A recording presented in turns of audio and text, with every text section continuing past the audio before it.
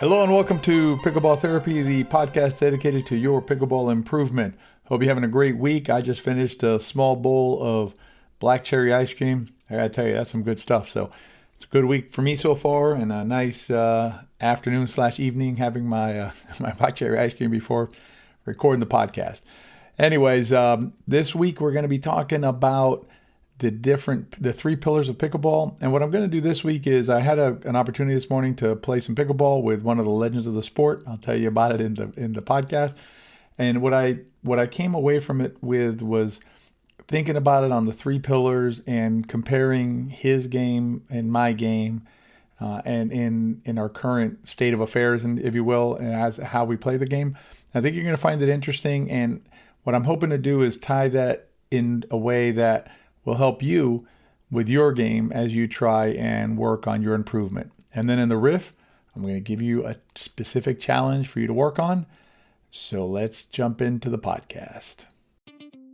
So the verdict is in, and the paddle that CJ Johnson, myself, Tony Roig, and my wife Jill are all playing with is the new Icon paddle, a relatively new Icon paddle from Diadem Pickleball. We've actually been playing with this paddle for several months now, and we wanted to make sure it performed up to our expectations, and I got to tell you, this is an awesome paddle. It has some of the best playability of any paddle that we've ever played with, and Jill's arm that used to have the ice after she played no longer needs icing. So it's an awesome paddle. If you want to read more about the paddle, I'll link to the full review down in the show notes. And if you use the code VIPickleball at Diadem Pickleball, you'll get our discount. If you decide to give the Diadem Icon paddle a try, send me an email, tony@WeArePickleball.com, and let us know how it went. As I mentioned earlier this morning, I got to play with one of the legends of the game. Actually, two legends. Gigi Fernandez is a legend in tennis. One day, probably a legend in pickleball as well. But in tennis, she's a legend in the tennis game. And the legend in pickleball I got to play with this morning is a gentleman by the name of Scott Moore. If you've been around pickleball and pay attention to tournaments or anything, you know Scott's name. He's been one of the best players in pickleball for a number of years, and he's one of the top senior pro players currently on the tour. I play senior pro as well, but I've never had the opportunity to play against Scott in a tournament. So today was my first time playing on the same court as Scott. And as a student of the game, I wanted to see how a player like Scott approached pickleball. What did he do when he was on the court physically? Like, how did he move? How did he hit the ball? What kind of strategy did he implement when he played the game? Was he playing a soft game, a hard game, things like that? And also just how he carried himself as a pickleball player. And when I got done, I spent some time thinking about it. And I thought it'd be interesting for the podcast to share with you my observations of a player like Scott along the three pillars of pickleball: the mechanical, the strategic, and the athletic. If you're not familiar with the three pillars of pickleball, I'm going to talk about them some in this podcast, but if you want to know more about them and if you want to have some help with the specific things that you can do to try and improve along the pillars, if you go to WeArePickleball.com, we have a three pillars of pickleball guide that you can download that we'll send you, and you can take a look at it, and it'll really help you think about the game in a more actionable way and help you improve your game. So when I looked at Scott's play, on the mechanical side, what most jumped out was he had very compact strokes, and he was very efficient with his movement around the court.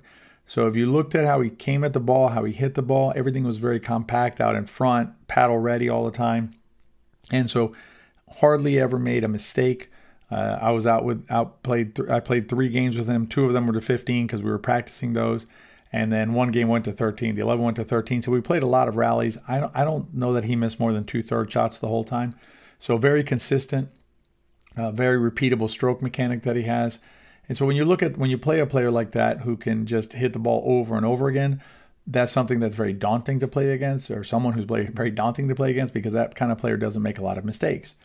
So one thing that we can do is we can focus on that for our games.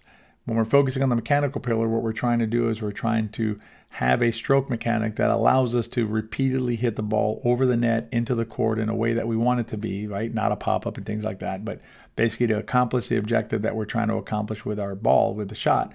And Scott certainly can do that.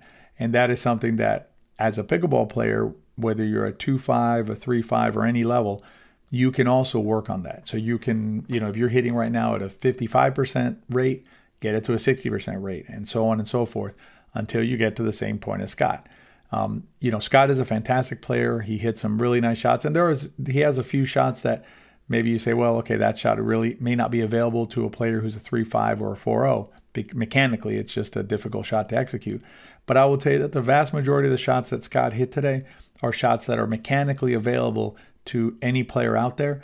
Myself, whether you're a 3.5 or 4.0, it doesn't matter. You can hit the same sort of shot. You just need to develop the same amount of consistency as Scott has by working on the shot. And that's how you improve on the mechanical pillar. On the strategic pillar, which is the strategic pillar is what shot to hit when. So it's basically intentionality and trying to accomplish your objectives while you're out there. What I took away from Scott's game was how important, or how, not just important, but how effective the soft game is. We've been talking about the soft game for a few months now. We did a blog on it. You can find it at WeArePickleball.com. But, and the soft game is used by the best players. Scott is one of the best players, one of the best pickleball players on the planet. And Scott uses the soft game.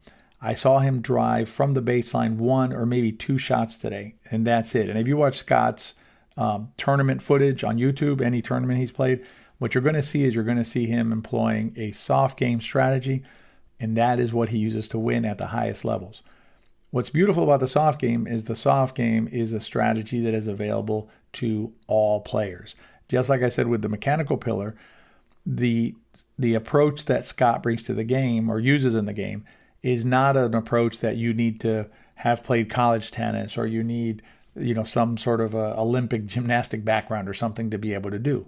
The soft game is an approach to the game that is available to everybody listening to this podcast. And so what's the good news about that, right, is that you can play the same way that Scott plays, at least have that same approach to the game if you choose to do so. And so that's what we would recommend to you. And what was beautiful about watching Scott play is that he didn't ever hit a shot that you kind of looked at and went, well, that probably wasn't a great selection there, right? Even if he missed or made it didn't matter. My point is that he didn't hit a ball and you were like, that was kind of weird selection. Whereas I can tell you personally, I will hit balls and, I'll be like, well, that wasn't a really good selection at that point. Attacking from under the net, or, trying to do something that doesn't make sense in that situation. With Scott, you never really saw that. And so what it shows you is a really high IQ for the game and an intentionality in everything that he did out there. So that's something that all of us, anybody listening to this podcast, can aspire to and ultimately achieve with some work. The last pillar is the athletic pillar. That's the body-mind connection, the body-mind part of the game. And what I noticed about Scott was Scott is clearly someone who's in fantastic shape. He's a senior pro player, so he's got to be over 50. I don't know if he's 60 or what his age is, but he's definitely over 50. And I'll tell you that he is in fantastic shape. He moves around the court very well. And I assure you that is not simply because he woke up, this morning and all of a sudden his body worked that way. He is a person who is dedicated to his craft and dedicated to his game, and he, works on it. So you can tell he works on his body, and you can also tell he works on the mind, because he is very calm out there, never seemed to get flustered, win, lose, or draw. He didn't win every game out there today, and he was not flustered when he lost. He was not flustered when he missed a shot. And so you saw just a well-rounded athlete, body and mind. And again, those are things that, regardless of your level, are things that you can start working on to improve yourself, your body, and improve your mind, which will improve your pickleball play. So as you work on your own game, as you work on your own relationship with pickleball, remember that there's those 3 pillars: the mechanical, which is the how-to, the mechanical part of the game; the strategic, the what shot to hit when, understanding the game, seeing the game, things like that; and the athletic, which is your body and mind, which are the tools that you need in order to execute when you're out on the pickleball court.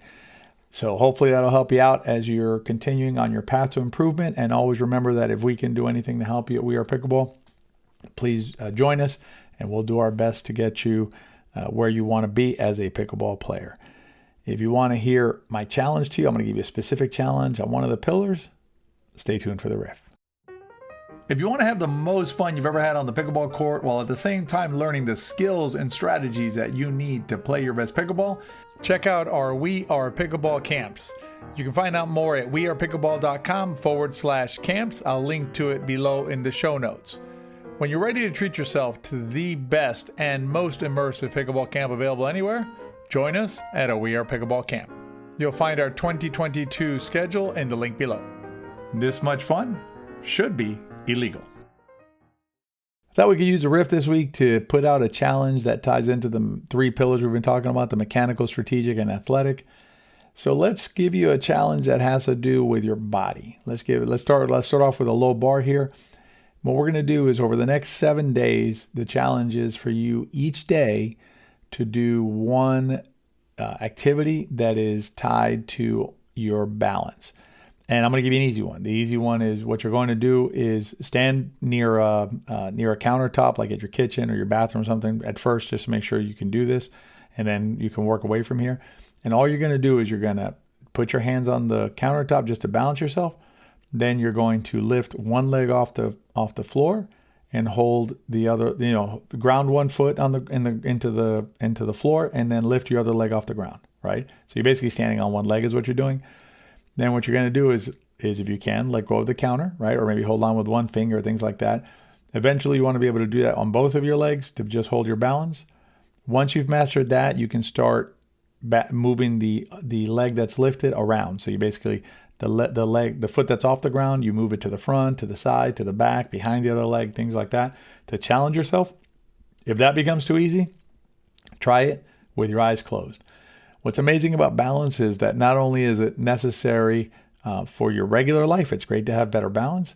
You'll be amazed at how it'll impact your pickleball game as you're out there trying to move around and dink balls and things like that. Better balance equal better pickleball. Hope you enjoyed this week's podcast. I wish you all a happy week this week. If you enjoyed the podcast, please give it a review on whatever platform you're listening to it. And as always, if you enjoyed the podcast, please share it with your friends. Remember, if you like the podcast, they probably will too. Be well, and we'll see you next week.